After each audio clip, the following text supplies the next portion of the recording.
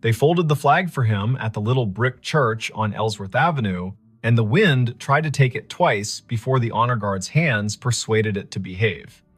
It was a raw Thursday in late January in a river town in southeastern Ohio, the kind of cold that makes sound travel farther than sense. The man in the casket was Eamon Ridge, a volunteer firefighter and the sort of neighbor who shoveled 2 extra porches without mentioning it later. The service ended at 4, the last handshake landed at 4:20, and by nightfall, the street had gone back to being only a street. At 9:13, Leora Penn took her seat at the county dispatch console, slid on her headset, and watched the board come alive. At 9:31, the line marked 911 flashed with a familiar number. His number, the man everyone had just buried. Before we begin, tell me, where are you listening from and what time is it there? Leora had fielded storms and barn fires, and wrong turns called in as kidnappings. She had coaxed calm from people whose words came like hail on a tin roof. She had heard the first breath of a baby through a phone held in shaky hands, and the last breath of a stranger who needed someone to hear it. She was 34, kept her hair short to keep the headset from snagging, and wore a gray cardigan because the room ran cold to keep the computers honest. Her desk held 2 photographs wedged into the bezel of the monitor. One showed a river in summer, green as a promise. The other showed Eamon and his daughter Cass standing in front of the station engine with that look people get when duty gives them a reason to grin. The year was 2022. The county had upgraded the system, and the board pulsed with the soft light of new money that still felt like a borrowed suit. Lines identified towers and cross streets. Repeat callers had little tags. When Eamon's number flashed, it wore the tag she had put on it a year ago, Station 4. Her stomach made a small, foolish turn. Her hand did not. She tapped the line open. 911. What is your emergency? Static, not empty. The kind of static that carries weather in its mouth. A faint hiss like tires on wet asphalt far away, then a click as if someone had covered the microphone with a thumb and lifted it again. Leora glanced at the automatic location box. The system offered a circle that could have been a dozen blocks wide and no more. The tower showed the bluff above the river. The timer on the call rolled past 10 seconds, then 15. The headset warmed in her hand.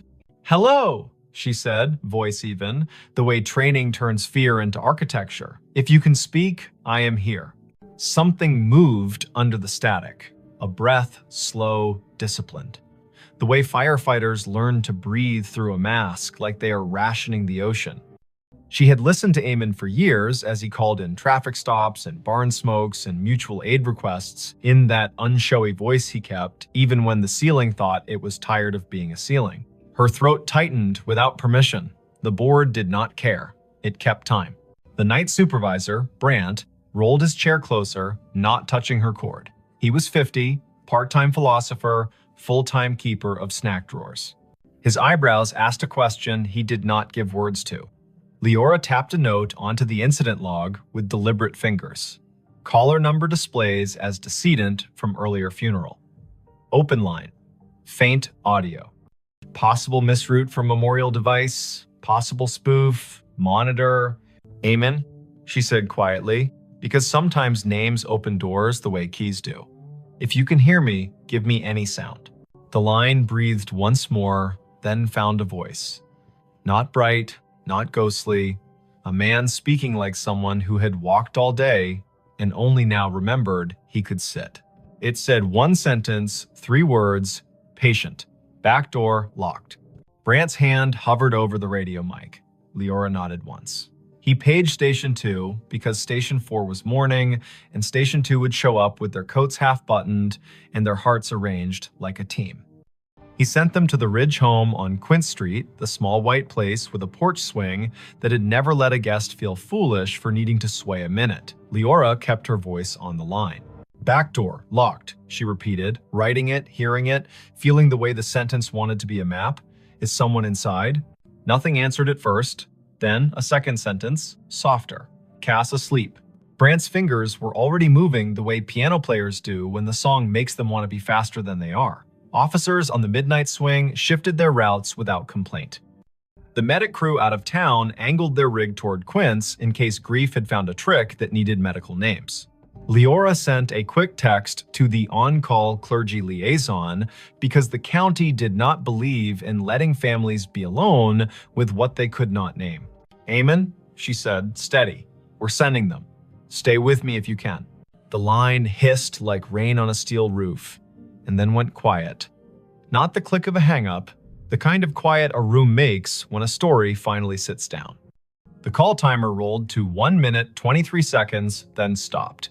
Disconnected, the board told her, cheerful as a toy that believes its work noble. Brant opened his mouth and then closed it. He reached for his coffee and decided it was the wrong kind of night for coffee and reached for water instead. Leora sat very still for a moment and felt the way adrenaline stands up in your body and refuses to sit until you give it a task. She gave it the task of listening. The lines danced with ordinary need. A possum in a kitchen. A husband who had cut his hand on a jar. A neighbor who had heard a window break and then realized it was the television. Her hands did their work. Her ear held a room for the line that had gone quiet. Officer G. Park radioed in first. Voice crisp. Tires crunching on salt in the street. Unit 3-1. Quince Street. Back porch light on. Back door indeed locked. Copy request to knock. "Copy," Leora said, hearing her own voice make simple shapes. "Proceed." There are knocks that sound like questions and knocks that sound like the start of a fight. Officer Park knocked like a person who has played in a string quartet. Firm. Meticulous, willing to wait between knocks. Leora heard the long, thin silence on the open radio channel that means everyone has decided to breathe in sync. A porch swing creaked, whether from wind or memory. Then Park again, softer. Visual on subject in living room. Teen. Asleep on couch. Television on mute. No visible distress. We are making entry. Park called the locksmith number taped to his visor, because there is always one, and he also called the small cheat that officers inherit, which is to lift the back door on its tired hinges when you turn the key the wrong way. The door opened, a floorboard confessed itself, Park moved through a small kitchen that smelled like heat and spice and thyme. He said, quiet as a blessing, "Cass, it's G, it's me." The girl woke with that rough sound grief makes when it has only just let go for half an hour at last. "Back door," Park said into his shoulder mic. "Locked, now secured." Subject breathing, oriented, tearful, says she fell asleep and forgot the back after the last aunt left.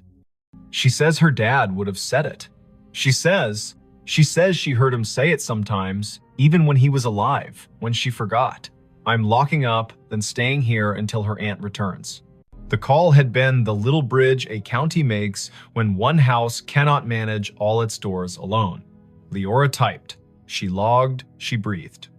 She answered a call about a siren that would not stop on a fire alarm panel, which is a call that can ruin a night or return it to its usable shape. She told Brant she needed 30 seconds, stood up from her console, walked to the stainless sink by the break room door, and washed her hands as if she had been in a kitchen that required respect. At 10:48, the line lit again. Same number. The board did not know how to feel about that and chose its usual indifference. Leora took it. 911. A voice lives inside a headset after a while. The nerves learn routes, the body decides where to keep the sound. The phrase came through low and clear. Basement. Pilot light. She did not hesitate. She sent the fire crew already on Quince next door. She told Park. She told the aunt, who had come breathless from her own house 3 blocks away, that they were going down the cellar stairs for the little square of flame that keeps a winter from doing more harm than good. She heard Cass in the background say, without fright, he always listened to the furnace like it was trying to tell him a joke. Engine 3 called in. Pilot light out. Gas smell minimal. Windows open. Relit. Carbon monoxide monitor registers safe. A firefighter Rowe, who had once done stand-up for exactly 2 open mic nights, and then decided his comedy belonged in the bay with his coworkers, added gently, Whoever called this in has good ears. The board calmed, the town kept its little noises, the river told the ice what to do, and the ice obeyed or not. Leora's shift slid past midnight. At 1:19, she poured tea she did not want and drank it because warm things are a kind of law. At 1:40, an old man reported a woman knocking on his side door asking for a light, and she sent Park and his partner again, and it turned out to be a neighbor who had locked herself out, and they laughed about solutions and did not mention grief, so it would not be tempted to take that house too. At 2:19, when the dispatch room feels like a lighthouse that forgot whether the bay is wide or just an eager creek, the line lit a third time. Leora did not say amen out loud. She let the humanities teacher voice in her head that once told her names have heft say it for her. 911. This time the sentence was longer. Not elaborate, not difficult. The kind of sentence men say when they've spent their lives making tool lists. Check the pan on the back burner. Leora's fingers moved before she could tell them to, and 10 seconds later, Park said on the radio that a pan of oil sat glowing on the stove, forgotten by a cousin who had come bearing food, and then wept, and then gone to call another cousin and set the phone down on the porch rail. Park killed the burner, slid the pan onto a cold eye, and said, "Tell whoever's on that line thank you again." She said, "I will," and understood how inadequate that was, and also how there is no better sentence at 2:20 in the morning when a house has been held upright by 2 extra words spoken by a man with no air left to push them. By dawn, the calls had slowed to their usual winter trickle. The board made its little satisfied beeps, the shift change crept near. Leora printed the overnight logs for the lieutenant in charge and set them in the bin with the neatness of a person who believes paper is a form of kindness. She took off her headset, set it on the hook, and let her neck decide it had been a stiff night. On her drive home, the river looked like a sheet of hammered tin under a sky that had not yet decided whether to blush. She stopped at the corner store for milk and oranges. The clerk rang her up and asked if she had been at the funeral, because everyone had been at the funeral, even if they had not parked their bodies in a pew. Leora said yes, and the clerk said he had known Eamon since they were boys, back when the river took 2 boys and gave back 1, and how the one who came back had never raised his voice again, unless it was to make a frightened kid laugh in a smoky basement. Leora listened. The clerk put 2 extra oranges in her bag, the way men do when they feel the night reach its hand into the room and cannot keep all the light from leaving. She slept until noon and then sat in her kitchen with the radio low and the blinds open to teach the afternoon how to behave. Her phone chimed with a message. It was Cass. Leora had given her number to the aunt without thinking, and nothing about this felt like a boundary violation now. The message was a picture of a backdoor lock and a caption. "He did it again, thank you." She replied, "You did it." He reminded, "That is a team." Cass sent back a heart in the color teens choose when they mean it and do not want to seem silly. Word traveled without gossip's teeth in it. People told each other the version they could bear. Some said the call after the funeral had been a trick of towers, an echo, a message scheduled by a grieving mind that had set a reminder on a phone. Some said Eamon was still doing his rounds, making sure pilot lights and pans behaved. The chaplain said he did not know the mechanics of it and did not care, that love gets to serve in whatever uniform it likes. The fire chief said quietly to Leora, "If my number ever lights your board and I am not in a position to help myself, send the crew. I will not be offended if you use my name to get them there faster." It is Wannon. The next week brought the kind of snow that erases the edges of things. Leora worked 3 overnights in a row and learned to sleep in squares of 4 hours like a cat. She took a call from a man who had found his wife on the floor and guided him to count and compress, and the medics arrived before the counting rasped the hope out of his voice. She took a call from a woman who had locked herself in a bathroom because her boyfriend had stopped being gentle, and she kept the woman talking about the photograph on the wall while the officers climbed the stairs 2 at a time. She did not think about the line until it lit again 2 Fridays later at 1 in the morning. She kept her voice clean. 911. Eamon's voice came again, thinner, like a person speaking through a scarf. It said, in a tone part instruction and part apology, "Box of matches in the junk drawer beside the oven. Throw them out." She told Park. Park went. He opened the drawer and found a box that had wicked itself damp and mean. He took it to the back porch and soaked it and binned it, and then came inside and wrote a sticky note for Cass that read, "Your dad told on you." She woke to it and laughed in that shocked way laughter has when it has been given back its license to exist. Not every call was that kind. Once, the line connected, and all Leora could hear was faint wind and the hollow tick of a cooling engine, and she understood, without needing the lieutenant's later confirmation, that this had been the night the station bays opened, and Eamon's truck had been driven back from the long, slow procession, and the engine had clicked in that language. Machines use to admit fatigue. Once, the line carried only a sound, like boots on gravel, exactly 3 steps, then the pause of a man looking at a sky he used to know from a ladder truck. Once, nothing came at all. And still, she stayed on the line the way you stay on a porch after a friend has gone inside, just in case one more sentence needs to come out and walk around in the air. Spring loosened the river. April made the churchyard look less stern. Cass finished school with a concentration that made her teachers write small notes on the bottom of her papers. "You have turned into a person who trusts herself." Leora saw her at the station on an open house Saturday, and the girl hugged her the way nieces do their aunts without asking for the right to be related. They stood under the engine bay's great door and listened to the way small kids treat sirens like musical instruments when given permission. Cass said she sometimes still heard it, the way a voice comes into a room without needing to open the door. She said the voice had told her to bring in the porch rug before a thunderstorm that would have flung it across the block. She said the voice had told her to drink water before her stomach had the language to beg for it. "What do you think it is?" she asked, not demanding that it be a ghost or an algorithm. "I think you live in a county where people answer one another when called," Leora said. "I think sometimes lines open from one room to another because the rooms were built that way by love. I think if we say it out loud too many times, the day will get shy and pretend it never happened. And I think your dad trained his whole body to go when someone needed a sentence, and I do not know what training looks like later." Thanks for watching Allen's To Help Pray. Cass nodded as if she had been offered advice about lifting with her legs, not her back.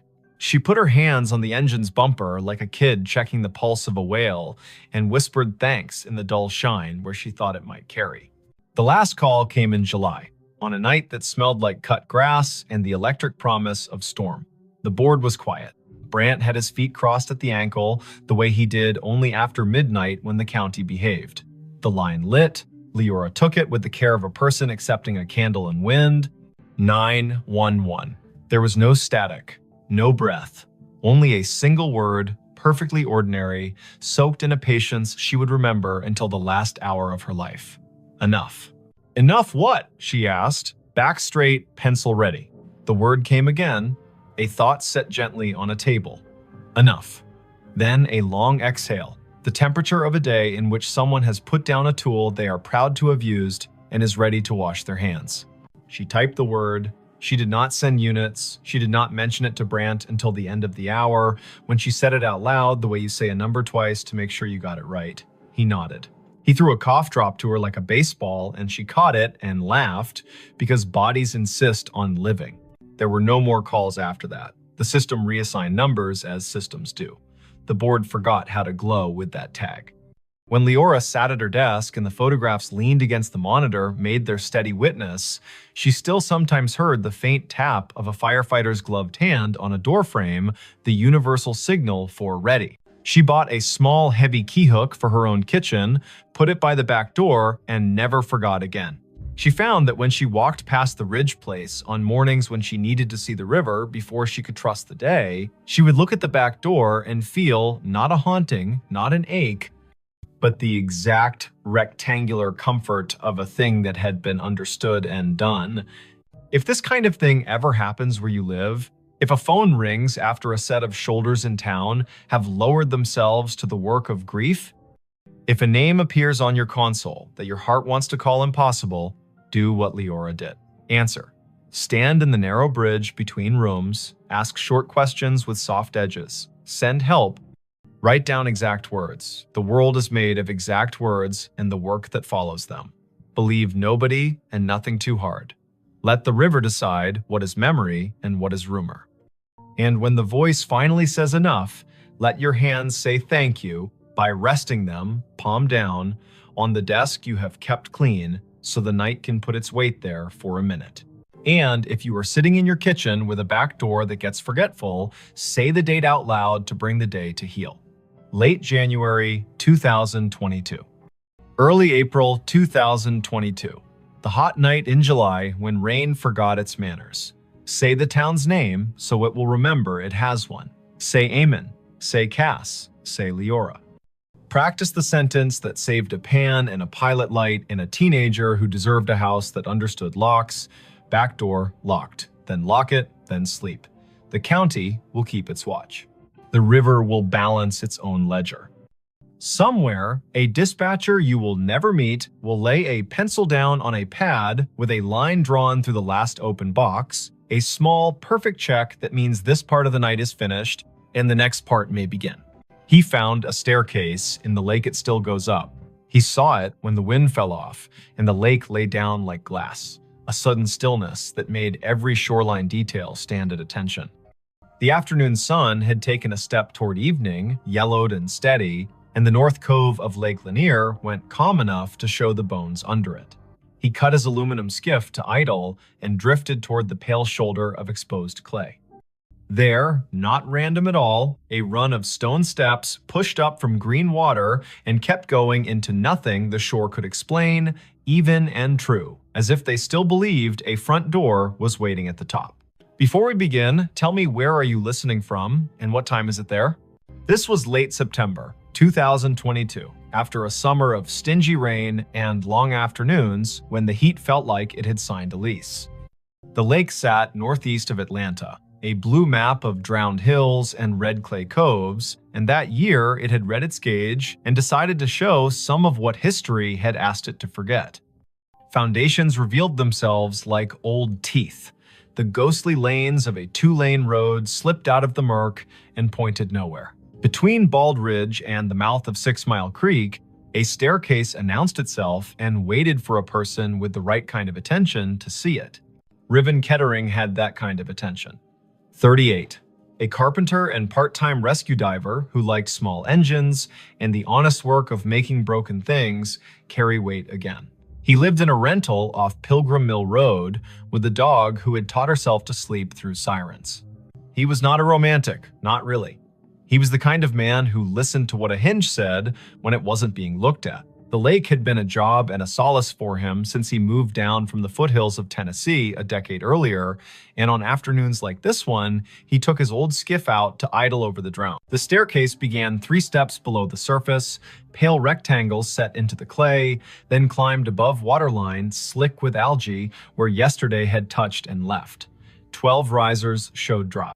They marched up the bank as if they had no intention of stopping, then continued past where stone ended, the air holding their measure with a confidence that made nothing in Riven's head feel quite steady. He nosed the skiff forward until its snub bow made a soft knock against the lowest dry riser. The hull and the stone talked for a second, low and hollow. He stood, keeping knees loose, eyes at a level where you can decide a thing without pretending it's not, pretending you first. The steps were fieldstone set into a poured bed, careful work from when hands were steadier because nothing had asked them to type yet. He could see where the mortar had let go, hairline by hairline, and where a leaf had chosen to become fossil rather than compost. He stepped out. The rock took his weight with a small, agreeable groan. He climbed, counting aloud the way you do when a rhythm wants to prove it's a law. 7, 8, 9. A wet line at his ankles where he had waded the shallow to push the skiff in. 10, 11, 12. He stopped where stone ended. The sidewalls rose one more course and then gave way to air. Ahead of him, nothing. Above him, more nothing. And yet his right foot, when he slid it forward with the caution of a man who had once fallen through a rotten porch and did not intend to audition for that pain again, found resistance. Not stone, not water. Not empty. A density like stretched cloth, like cold-pressed sugar, like a stare that remembered itself and refused to forget just because the lake had been told to be a lake. He drew his foot back, scalp prickling, breath in a pocket he didn't want to open too fast. He looked around to see if anyone else had been presented this joke. No one. In late September, a Tuesday can make a cove your private chapel. Far out, a pontoon boat moved like a floor with music on it. Closer in, a blue heron had made the stump of an old post into a claim. Riven set his palm above the end of the stone into the air where a banister would be if someone had finished the thought. He felt nothing until he pushed a hair past what he thought was safe. Then he felt a boundary, the exact height of a handrail in a code book he could recite. He smiled despite the way his heart had decided to pick up the tempo. Something here hadn't drowned entirely. Something here had decided to keep going up. He does not scare fast, Riven. He is a man who has gotten into dark water at night, kindly, and come back calmer for it. But he respects a place with a memory. He went back down the 12 risers and climbed into the skiff and sat with his hand on the tiller and let the lake tell him if it wanted him to be braver than his grandmother would approve. The wind was a rumor now. On the far shore, a transformer hummed with the stale sweetness of electricity. He turned the motor off and drifted with his fingers brushing the gunwale and felt for the old current under the new. A loon called once out in the main channel, the syllable bending toward a kind of loneliness that doesn't need an audience. Riven looked back at the steps. The air above the 13th riser shimmered, a trick of light or a rule he hadn't been told yet. He swore softly in the old way that buys you permission to try again. He pulled the skiff onto the red bank, tied it off to a scar of root, and went back up the 12. He did what his hands knew to do. He turned a coin on its edge and rolled it along the last stone. When it tipped forward into air, it did not fall. It sat against nothing, as if pressed to a glass he could not see. He slid it forward with one finger and felt it drag over an edge. He slid his boot after it and met a tread that had weight. He put his full foot down and his bones agreed that physics had not been insulted, only invited to a different kind of party. He brought the other foot up. He stood on the 13th step of something that existed without confessing to the eye. He took one more. 14. He stopped. He is not a fool. He turned to look at the lake, which does not care if you find it holy or treacherous, so long as you understand which mood it is in. The cove held its breath. He stepped backward down the 2 air treads with a caution that felt like a prayer you say without agreeing you're saying it. He stood again on stone that had no arguments and breathed the kind of breath that renters of boats make when the motor coughs once and then forgives you. Lake Lanier carries stories the way clay carries footprints. Old towns lie under it, old churches, the ghost lanes of old Federal Road. People will tell you about a stalled truck on a fogged bridge and a handprint on the back window after, about divers who won't go down a second time because they looked through a school of crappie and saw a porch swing move. Some of that is what happens when humans leave water to be the keeper of their history. Some of that is people being lonely and needing their fear to wear a costume. Riven carried none of those stories in the silly way. He carried them the practical way. He knew people had been told their land would drown for the good of cities they would never see, and some of those people had said their names into the bank and put rocks one on another to make the land remember. He went home with the staircase in his notebook and in his knees. He did not say the shape of it to the bartender at the place on Brown's Bridge, who called everybody chief. He did not post a photo because the lake punishes people who turn it into spectacle. He slept badly and woke before his alarm and made coffee meaner than necessary and drove back with a coil of thin rope and a chalk box and the tape measure he used when perfection had to be part of the bill. Morning Lake, blue as breath. The skiff skittered over wind ruffles and slid into the cove willing. He tied a chalk line at the last stone and played it out up the air, marking nothing with blue dust that caught in nothing and hung there like a trick. He laughed once, quietly. He measured riser height with the tape and found consistency that would have made a county inspector nod. He tied a loop in the rope and lowered it down the near face of the steps. The loop sat against an invisible edge and held, not tight, not loose, as if politely told to wait. Half an hour went by that way. Numbers, angles. The carpenter in him building a drawing that would keep his fear inside its lines. When he finished, he sat with his back against the sidewall and let his head find the cool of stone that had learned shade. The world stepped closer. From somewhere he could not triangulate came a sound that reminded him of a bicycle bell rung just once. In politeness, he stood. The sound did not come again. He walked down the 12 and waited on the shoreline while the lake decided whether to ignore him or to grant him more. A woman called from the top of the red bank. Riven looked up. She was tall and rangy, mid-40s, wearing the kind of straw hat that makes a person look like they know how to move in weather. She carried a camera with a strap that had been repaired twice and a notebook bulging with the kind of paper that did not come out of printers. She introduced herself with a grin that answered questions he had not asked. Mara Clary. She ran a small outfit that mapped drowned towns and grave relocations for counties that cared to admit their forgetting. She had a copy of the Army Corps' old charts and a habit of showing up where the lake loaned the present to the past. "I've been told you've got steps," she said, "and that they keep going up." He wanted to ask who had been talking. He wanted not to have his name in a stranger's mouth. But she put her hand on the sidewall like a careful person says hello to an old horse, and the way her face took in what she saw made him feel less alone in his own seeing. He nodded. He told her his name and the number of air treads he'd let himself trust. She whistled low. "Lanier tells on itself every few years," she said, eyes on the shimmer above the 13th. "But I haven't seen it do this. Fieldstone, that would have been a front walk probably. Or the stairs to a porch. You can tell from the way these aren't as steep as church steps.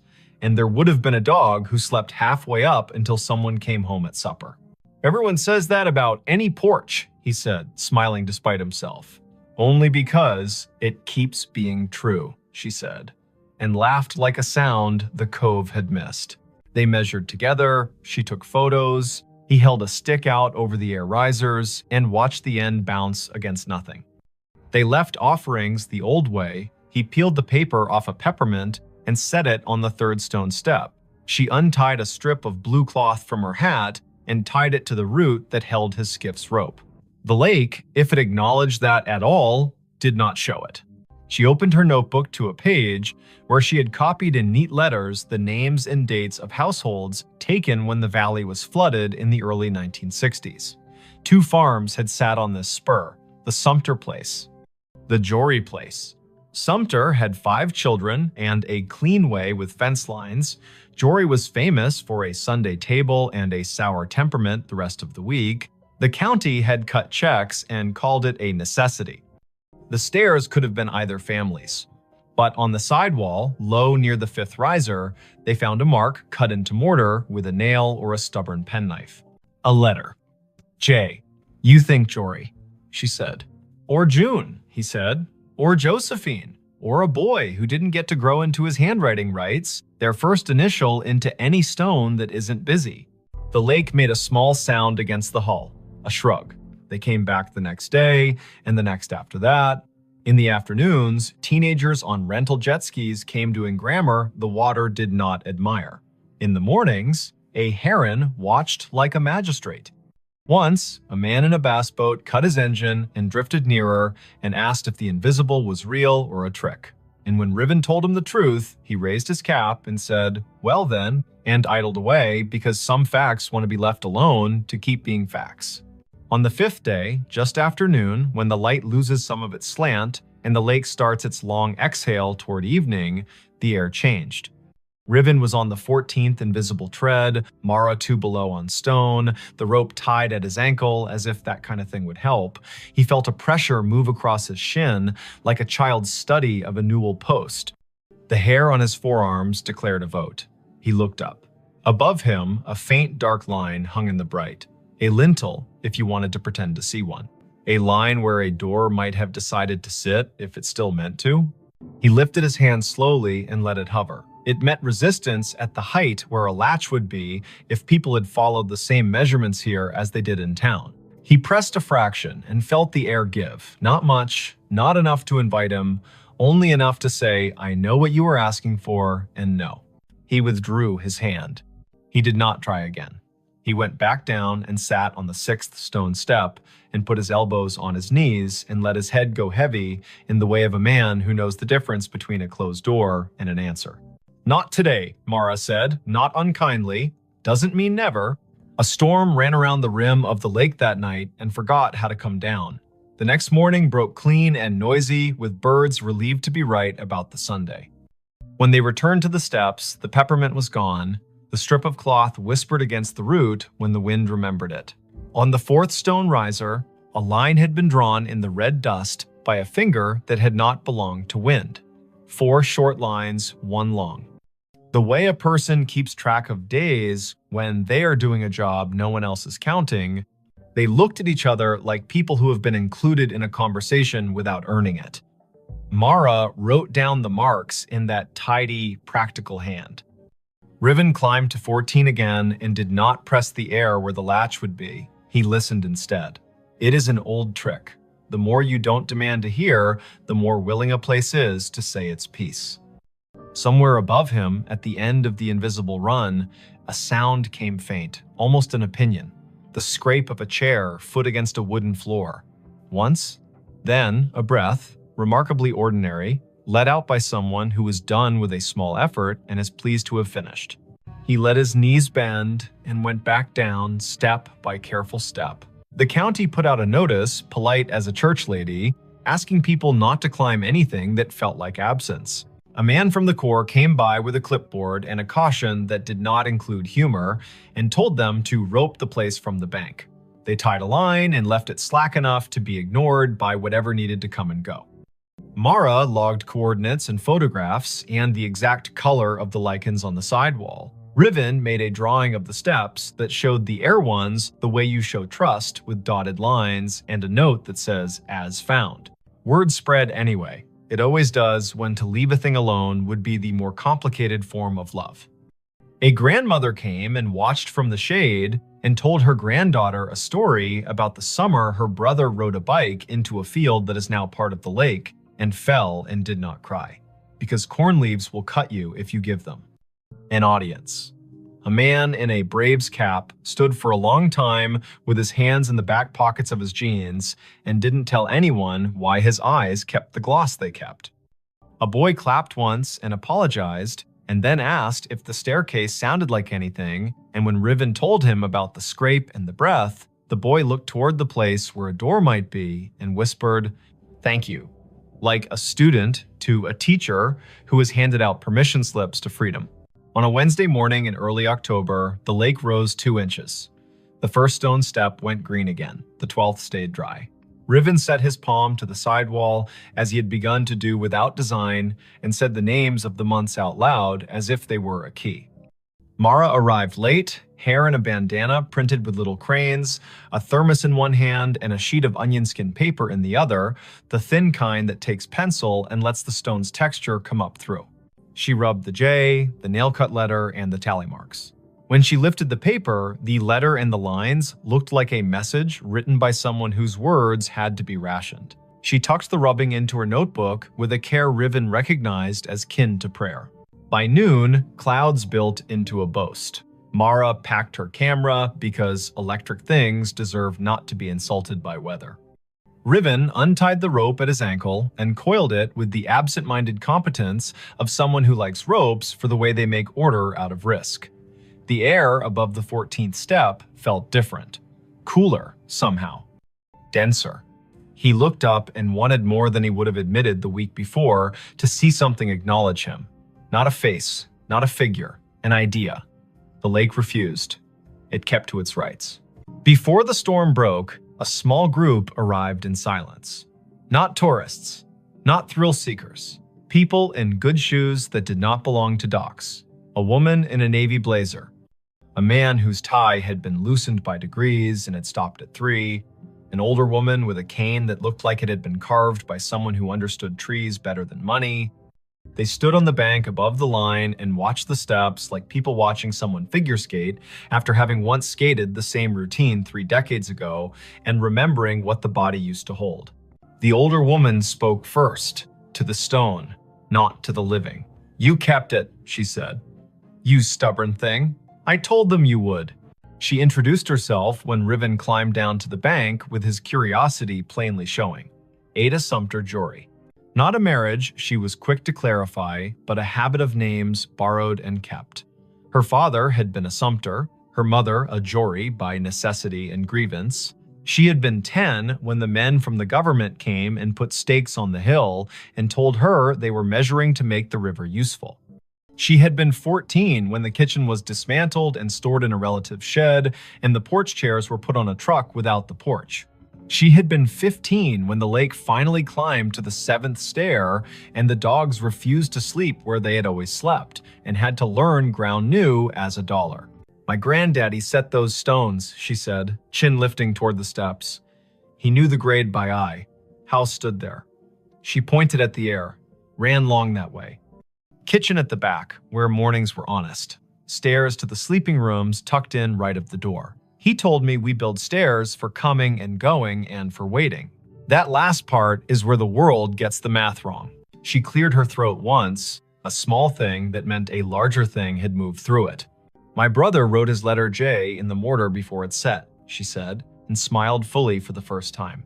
He was 5 and mad because he had not been allowed to carry a stone and needed to have done something the porch would remember. They watched the lake together as it considered which forenoon belonged to which afternoon. Mara showed Ada the rubbing, and Ada put her palm on the paper like a hand over a baby's sleeping flank. "He stayed mean," she said of Jory, but without any real heat. But he loved that stair.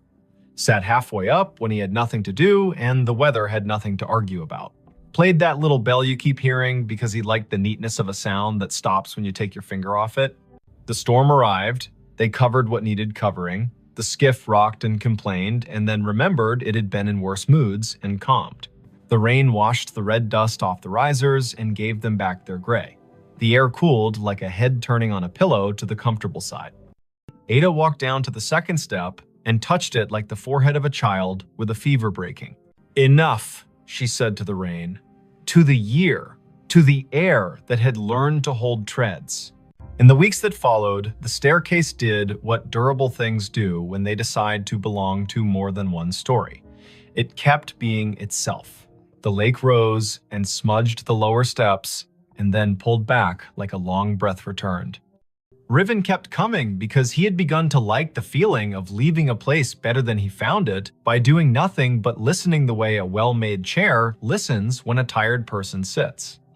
Mara wrote a piece for the County Historical Society that began with the sentence, "There are places we drown and places that refuse." Ada came twice more and told the stair her brother's best and worst. And once, on a bright Sunday, when the buzz of outboards sounded like cicadas pretending to be important, she brought a tin of biscuits and left one on the 3rd step because her mother would have called it manners. On a morning in November, the air thin and brisk, frost like pale sugar on shaded clay, Riven came alone. The lake had taken back an inch, the first 2 steps glowed green. He stood at the foot and waited the way you learn to wait when you've been given more than you asked and are smart enough not to get greedy. The wind came off the water and put its fingers through his hair with a familiarity he hadn't earned. Above the 14th tread, the line where a lintel would be shivered and then settled. He put his hand out at the height of a latch and did not press. "Thank you," he said to nothing and to something. He went home and made lunch and fixed a neighbor's sagging cabinet and walked his dog in the long honey of 4 o'clock. He slept that night without the lake climbing the stairs of his thoughts. He dreamed he was sanding a handrail he could not see and woke with the particular ache in his forearm that tells a man he did a good day's work in the world that matters and the one that does not need him but lets him in anyway. If you go out to Lake Lanier on a fall day after a long dry, when the wind has the courtesy to lie down and let the surface polish itself, you can find the cove if you know who to ask and you promise out loud not to bring a ladder. The staircase will be there, stepping up from water into air with the patience of a body that has learned not to argue with time. You can put your boot on the 12th stone and your breath on your rib cage and decide if you will push your foot forward into the space where the 13th waits. If you do, it will hold. Not because wonder owes you, but because someone set a measure here with care, and because sometimes the world keeps an old promise in a new element. Say the year out loud when you find it. 2022. Say the place by its names. Lanier and the valley it drowned. Say the people if you know them. Sumter. Jory. Say the letter on the wall. J. Say the noise a bicycle bell makes when a brother likes attention and the porch has all afternoon. If you leave something, make it small. A ribbon. A peppermint. A finger laid gently in dust to make a line that will blow away with the next weather. Walk back down, let your knees do what they were built to do.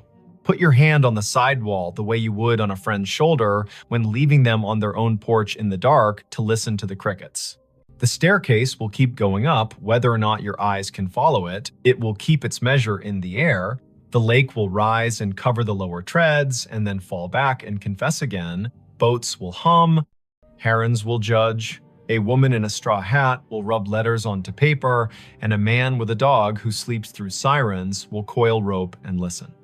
And somewhere under the calm skin of the cove, where red clay holds onto everything it can hold, a front door you cannot see will stay shut and not unkindly, practicing the hardest kind of hospitality there is, offering you a way to ascend and a way to wait, and trusting you to know which one belongs to you today. Her phone pinged at a grave with her name. The notification bloomed on her screen the moment her shoes left the gravel and slid onto the soft path between moss-dark stones. A small bell chime, bright as glass. A banner at the top. You have arrived, Edeni Hale. The words sat there as calmly as a weather app, as if the city had decided to label her the way it labels a bridge or a square. The place was Bonaventure Cemetery in Savannah, Georgia. Spanish moss hung in long, steady sentences from the live oaks. The river kept its secrets behind the bluff and breathed like a sleeping room. It was late afternoon on a Sunday in early November, the air cool enough to make her wish for sleeves and warm enough to forgive her for forgetting them. Before we begin, tell me, where are you listening from and what time is it there? Her name was Edeni Hale, 28. She worked in visitor services at a small maritime museum upriver, the kind of job that made her memorize the angles of ships and the dates when storms came ashore. She liked fonts and quiet, and the sound salt makes drying on stone. She was visiting Bonaventure because her friend Anson had flown in from Minneapolis for a long weekend, and the two of them liked places that let you feel your breath in your mouth. The year was 2021. Phones knew where you were within decent intimacy. Some headstones wore small plaques with codes that asked to be scanned and promised a story. They had parked on Bonaventure Road under an oak that had learned to be older than most houses. The sky was simple, a clean coin of light. The volunteer at the office had given them a paper map and a soft-voiced list of locations worth the walk if you wanted your day to hold. Look for the little angels facing east. Find the section where the camellias keep blooming against instruction. There's a family plot that feels like a room you shouldn't step into without knocking. No one mentioned a notification. Edeni stared at her phone. The banner did not give a location like Section F or Plot 31. It was the same tag her calendar used when she arrived at work or home. You have arrived, Edeni Hale. As if she were a place. As if the grave were her. Anson leaned toward the screen and squinted. He was tall and light-footed, a teacher of high school literature who carried poems in his pockets like receipts. He read the banner and then her face and made a small arranging motion with his hands, the way he does when he wants to place humor where fright is trying to sit. That's a bug, he said, not unkindly. Or a geofence you made and forgot. Did you tell your phone to remind you to be yourself today? She clicked the banner to see where the phone thought she belonged. A map opened, a blue dot pulsed with the steady patience of a small heartbeat. A gray pin sat 100 feet east in a section labeled McAllister. The pop-up bubble above the pin read Idani Hale in the same unsentimental font. She did not have a virtual contact called a cemetery. She had not created a reminder to arrive at her own name. The phone had decided the path curled between stones with dates that made you speak them out loud, because numbers are easier to hold when they come through the mouth. 1873, 1920, 2009. The Oaks leaned as if sold on the idea that the living need rehearsal space. Anson spoke a tour fact about a poet who loved this place and whose plaque visitors touch in a small, quick superstition. Idoni nodded because liking facts is a way of staying steady. Her pocket shook again. Another chime, the same banner. You have arrived. Idani Hale. She breathed the way the yoga teacher on the internet tells you to. In through a count of 4, hold for 4, out for 6. They followed the path east until the bluff opened its shoulder and let the wind test their sleeves. The section ahead was a little higher, a little more sure of itself.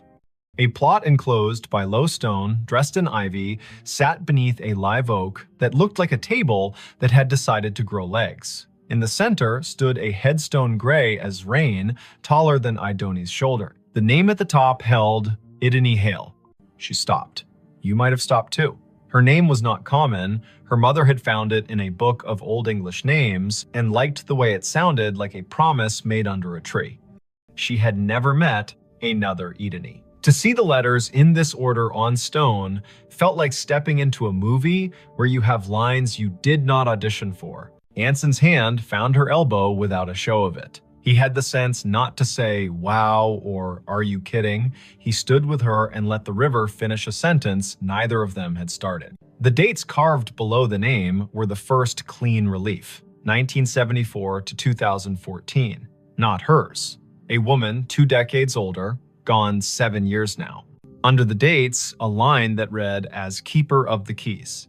The stone carried a small oval of glazed photo, a face with hair tucked back, eyes steady, a glint of a keyring at the edge of the frame. The oval was rubbed to a shine from fingers, the way love polishes small things while refusing to say it is love. On the right-hand corner of the stone, someone had bolted one of the new plaques with its little square of patterns. Scan to learn more.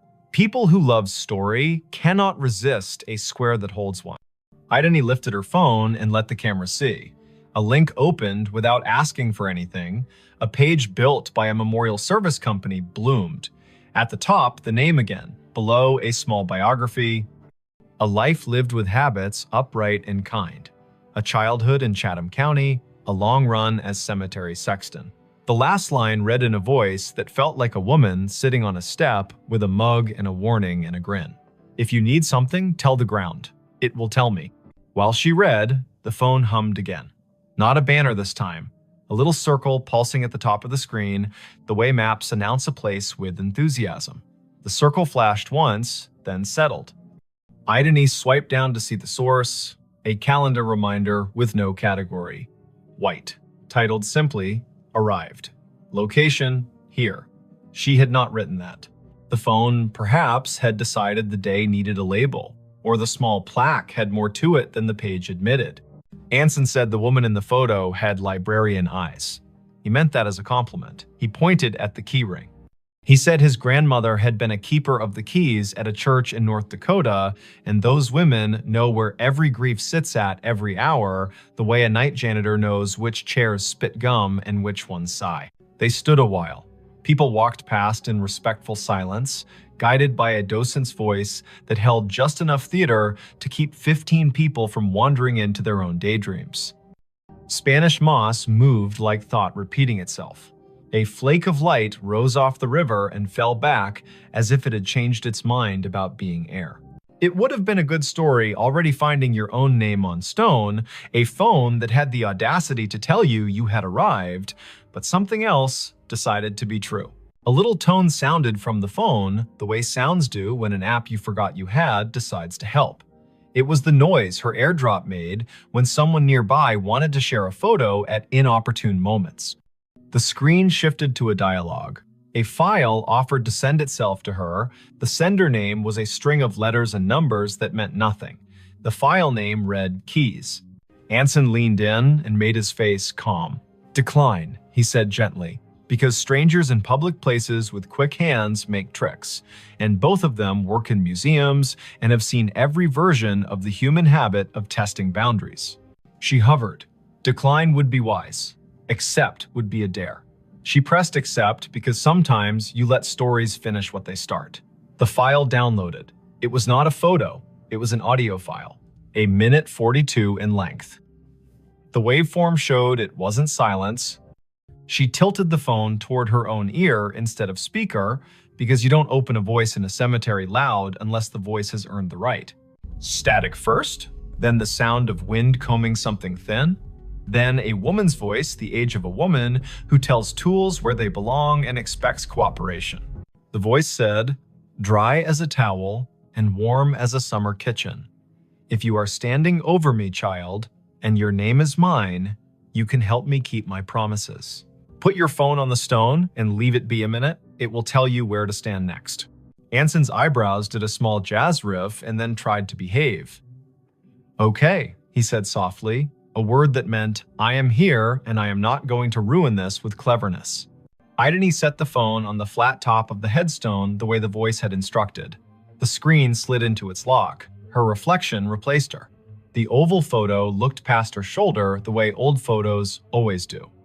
She counted in her head as a way to keep the childish fear of being tricked from standing up and knocking the ritual with its elbow. 50, 60, 78. The phone buzzed once, she lifted it. The map opened of its own accord. The blue dot had moved nothing. The gray pin had changed. It labeled another grave 30 yards north with a name neither of them had seen on the paper map. Rosin Hale. A second name, another Hale. The first name was Welsh and not common here. They went because the day had asked enough times to be answered polite. The second stone stood lower, more modest. The granite, a color you could never find on purpose if you looked in a catalog. The dates were older, 1931 to 1999. The epitaph read, "She kept the gate lighted," and under that, in smaller letters, so faint you could only see them when the cloud put its hand over the sun, a line, Rosine was born. Rosine Idris. She married into Hale and stayed. Tell my niece if she comes through here that I see her when I count keys. I am not anybody's niece, Ideni said aloud, and then took a breath because she heard the defensiveness squirreled underneath. I mean, not hers. You might be more people's niece than you know, Anson said gently, a man who had grown up with uncles who weren't uncles and yet were more family than the kind that wears your face. They stood while the wind added a signature to the bottom of the page of the day. The river put its shoulder against the bank and leaned. The phone did not ping again for a while. A cardinal went from one branch to another with the purposeful speed of a person who knows where the parts are stored. A group of teenagers trailed an auntie through the lanes, popping gum in a respectful way, which is a regional miracle.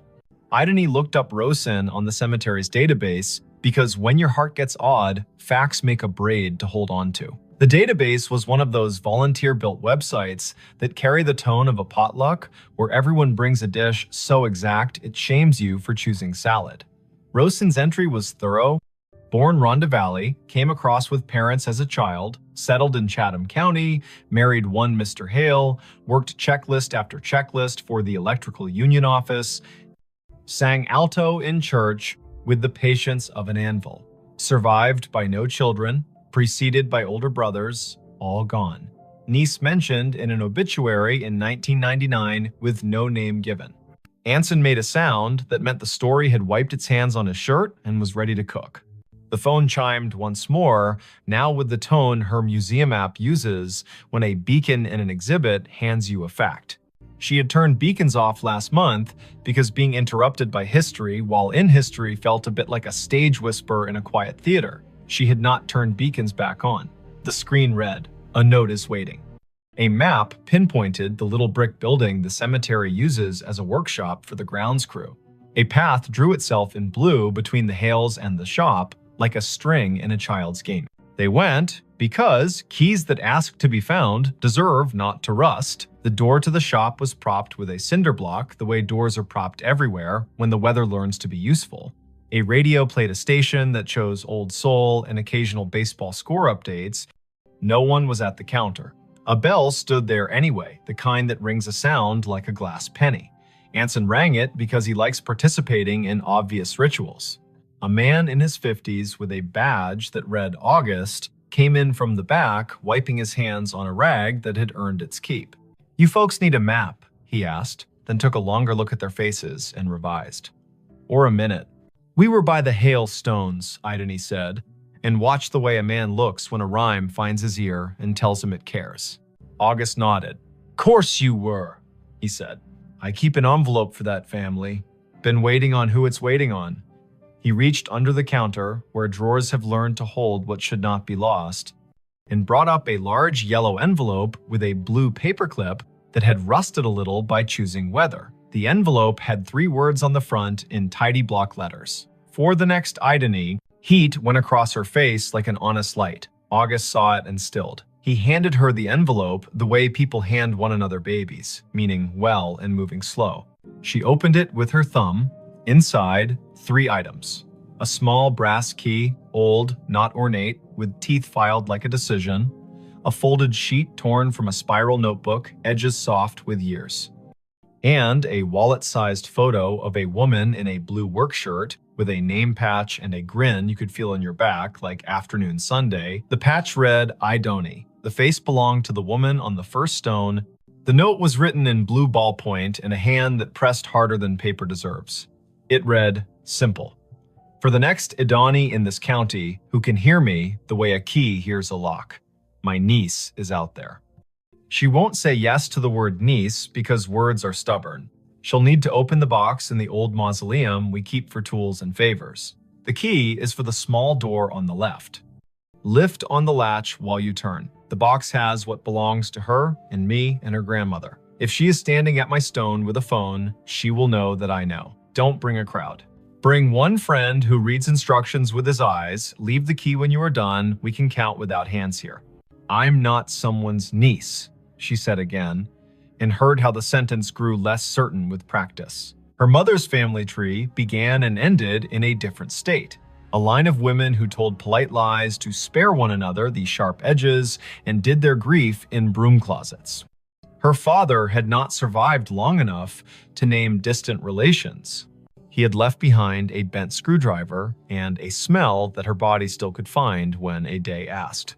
Anson's hand found the counter in a quick pat, like checking for keys as you leave the house. "You don't have to be a niece to be the person meant to do a thing," he said. "But also you might, and it might not matter how that happened." August tapped the counter twice, a habit that sounded like a yes. "The small left door," he said. "People never see it. Take the path behind the office and go right at the angel with the missing hand." The mausoleum is the little brick one that looks polite. The left door sticks the way a lie sticks to a room. Do what the note said, lift and turn. They went back into the light. The blue string on the map did not bother now to draw. The path knew their feet. The angel with the missing hand stood where the volunteer had said, "Angels stand, face east," blank expression that suggested she had witnessed every century and found nothing quite bad enough to frown at yet. The brick mausoleum waited with that small pride buildings have when they know they are not the grandest on the block, but are the one that does the job without complaint. The left door looked like a panel added later. The brass latch had the smoothness that comes of being touched by people who mean to get work done. Idony slid the key in, the teeth caught, and then thought better of it. She lifted the latch with her other hand and turned. The lock gave. The door opened 6 inches and stopped, ticked by a wooden wedge that had been insinuated at the bottom by someone who had not wanted the door opened